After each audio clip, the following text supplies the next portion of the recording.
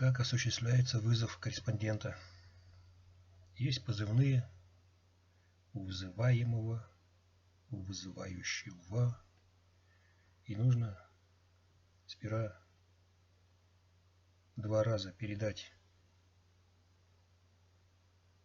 позывной абонента и 1 раз свой. И между позывными поставить код DE.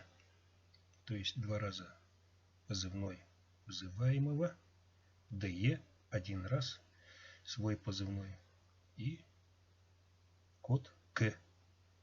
Конец. Ну, к примеру, вот.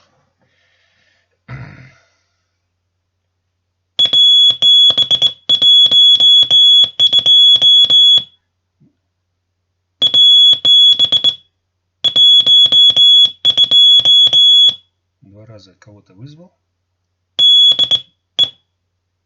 Я или здесь. И свой позывной. И конец.